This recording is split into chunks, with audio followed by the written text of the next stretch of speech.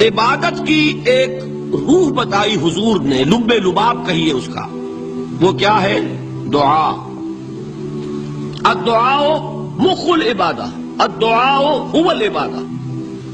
حضور کی یہ دو احادیث بہت سادہ، بہت مختصر۔ دعا ہی عبادت کا جوہر ہے۔ مخ کہتے ہیں ہڈی کے اندر جو گودا ہوتا ہے وہ مخ ہے۔ گودا جو ہے عبادت کا وہ کیا ہے؟ دعا۔ توحید فی الدعا کیا ہے؟ صرف اللہ کو پکارا جائے گا۔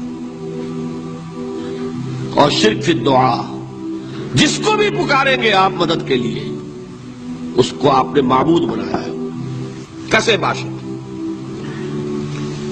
یہ مسئلہ سمجھ لیجئے، لا تدعو مع اللہ احدا، اللہ کے ساتھ کسی کو مت پکارو۔ حضور نے فرمایا کہ جوتی کا تسمہ بھی مانگنا ہو تو اللہ سے مانگو۔ اللہ نے تو دروازہ کھولا ہوا ہے، جو چاہو مانگو، کسی اور سے مت مانگو۔ فرض کیجئے اس وقت کوئی ارواح یہاں موجود ہو، فرض کیجئے، مجھے جس سے بحث ہے وہ یہ ہے کہ مجھے پکارنے کی اجازت نہیں ہے۔ ہوا کرے، کسی کی روح موجود ہو، ہوا کرے، مجھے میرے رب کی اجازت نہیں ہے کہ میں اسے پکاروں۔ مدد مانگوں گا اللہ سے، دعا کروں گا اللہ سے، استغاثہ کروں گا اللہ سے، تکلیف کے لیے دعائی دوں گا اللہ کی۔ اب اللہ جس سے چاہے کروا دے، کسی روح کو بھیج دے، کسی فرشتے کو بھیج دے، مجھے کیا ہے؟ مجھے آم کھانے ہیں، پیڑ نہیں گننے۔ فلاں روح نے آگے کام کر دیا، کرے بھائی، میرا کام بننا چاہیے۔ اور فرشتہ آ گیا، اس نے کام بنا دیا، کرے، مجھے کیا غرض ہے اس سے؟ میرا کام بننا چاہیے۔ میرا مسئلہ یہ ہے کہ مجھے پکارنا ہے صرف اللہ۔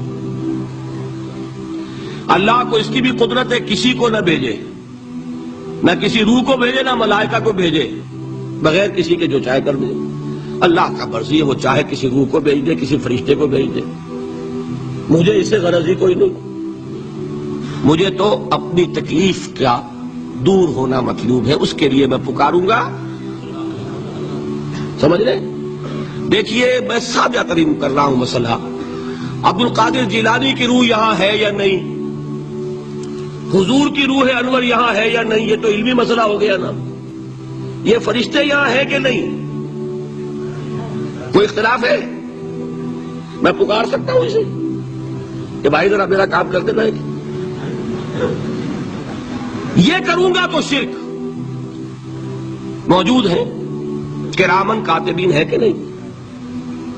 موجود ہونا نہ ہونا یہ مسئلہ علمی۔ جو اصل میں شرک سے متعلق مسئلہ ہے وہ یہ ہے کہ پکارنے کی اجازت نہیں۔ دیکھیے حضور کی ایک حدیث ہے، اور یہ ایک ہمارے لیے خوشخبری ہے۔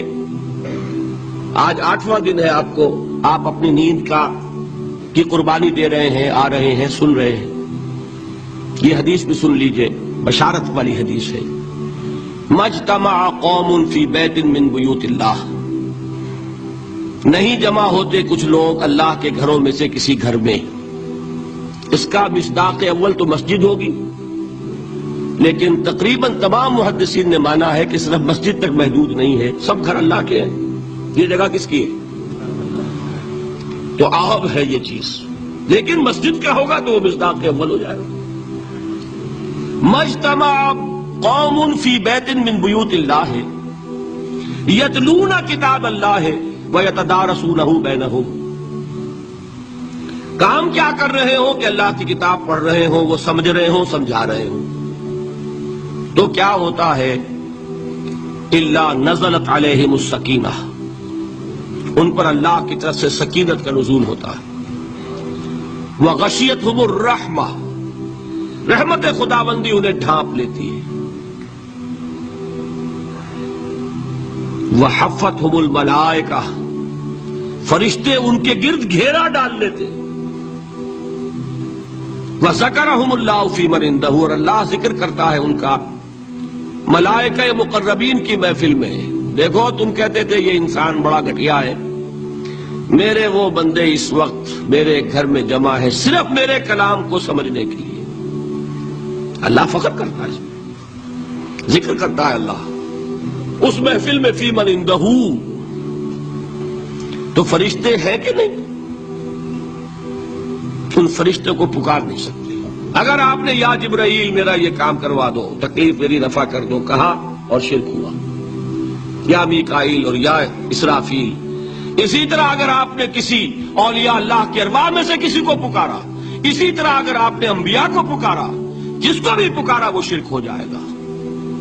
پکارنے کی اجازت نہیں ہے، پکارو صرف اللہ کو، اللہ جس کے ذریعے سے آپ کا کام کرائے اس کا اختیار ہے۔ نداء لغیر اللہ، اللہ کے سوا کسی اور سے دعا، کسی اور سے استغاثہ، استدعاء، استمداد، یہ استعانت، یہ ہے اصل میں شرک۔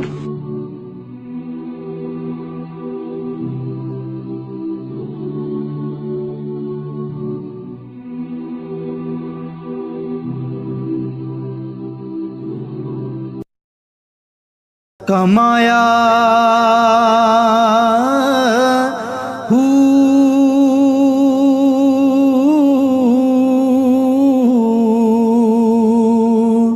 نام بھج مسیتی وڑیا نا تسبا